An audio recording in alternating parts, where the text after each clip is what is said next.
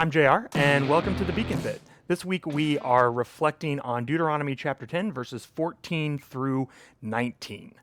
There is a mural that stands in the Museum of Natural History in New York City that depicts a fictionalized first meeting between Dutch colonists and the Lenape tribe that is often called by colonizers the Iroquois.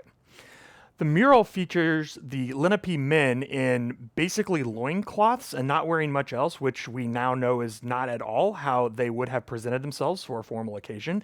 And the women are presented in the deep background with their heads down, bearing burdens, looking very subservient, while of course the Dutch are there in their European finery. The mural is so aggressively bad that rather than simply remove it, the Museum of Natural History has installed a bunch of correctives so that people can see the mural, but then also can read exactly how wrong it is and why it was created the way it was. Because it was created to paint a picture of European colonizer and Native American relationships that simply was not true.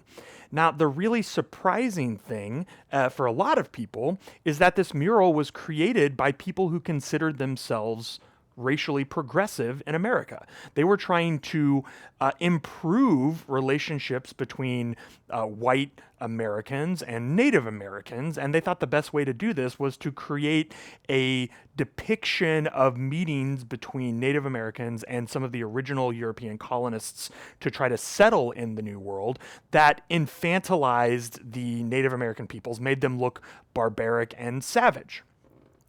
I bring that up because a lot of times when we talk about social justice or any kind of community activism in Christian circles, it gets reduced to a fight between conservatives and progressives.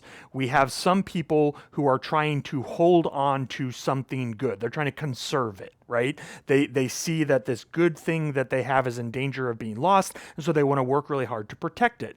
Whereas there are other people who see that the things as they have been are not the way they should be, and so they want to move history forward. They want to progress things. They imagine that history is moving in a particular direction, and they want to be on the right side of history. What I think is interesting about this is that both conservatism and progressivism are good and bad. I mean, there are absolutely things that we should work really hard to conserve. Among them, works of art, right? We should try to preserve these creative endeavors by peoples from the past. They're important parts of our cultural landscape that help us understand who we are and our relationship to history and where we are today, and even our relationship with each other. But of course, there are also ways where we want to put away things from the past, where we recognize that they were wrong, that they were evil, that they were wicked, and that we can do better today. And so we do want to move past those things. But on the other hand, like with this mural, people who act in the name of progress are not automatically good. Plenty of people who have been acting in the name of progress have continued to reproduce, accidentally in most cases, some awful patterns and behaviors of sin, like racism and misogyny and homophobia and all other kinds of bigotry. And so while they are trying to work for progress and trying to do well, they're actually replicating harm, maybe often as much as or more than they're helping. I bring all that up today because we're in a series right now that we're calling Unchurch, where we're looking at the Haven Collective, we're re-exploring our 4 core values, and we're exploring what makes us different from a more traditional church with this new model that we've been experimenting with over this last year. And today, the second core value that we're discussing is collective liberation. This idea that God is a liberator. And we see that reflected really clearly in Deuteronomy, where this text is positioned as Moses reminding the people as they're about to enter into the promised land who they are.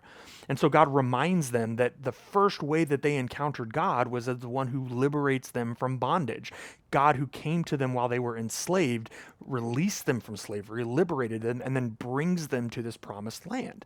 And God's instruction then is to care for the orphan and the widow and the stranger. These 3 groups God singles out for special attention.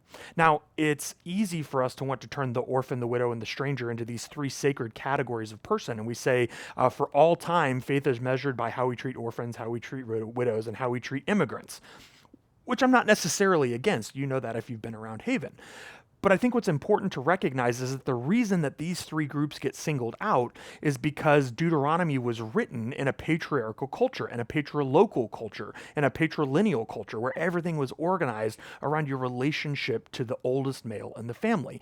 And orphans, widows, and immigrants are three groups of people who do not have connection to a male. So they fall outside of the patriarchal, patrilineal, patrilocal organization. They literally fall through the cracks of society. And so God says if we're to be a truly liberative society, if we're to be something that's truly different from the world around us, if we're going to be Israel and not Egypt, for instance, then we have to be a place where no one falls through the cracks. And the way you determine whether that's happening or not is by looking to the people who are the most vulnerable.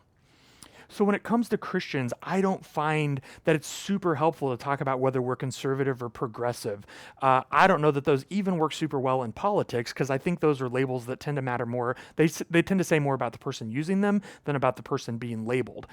I think what is helpful for us as a church is that we recognize that we want to organize around those who are the most vulnerable. We want to learn to identify who in our culture is in danger of slipping through the cracks, who doesn't have the same protections of law that some of the rest of us enjoy. How can we attend to those people? How can we make sure that they're centered in our community as we worship? And how can we be sure that we're working for justice for them the same way we're working for justice for us?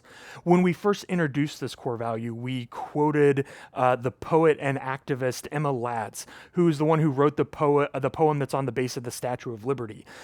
She's the one who said, "None of us are free till all of us are free." That is an ethos that runs all the way back through the scriptures into Deuteronomy. It is the heartbeat of God's vision for God's people. And if we're to be a church that's serious about being God's people, then we have to be serious about collective liberation, the conviction that I'm not free until everyone is free, and neither are you. I look forward to talking in our Beacons this week about how that plays out. I can't wait to be in those discussions with you. Until then, grace and peace be with you.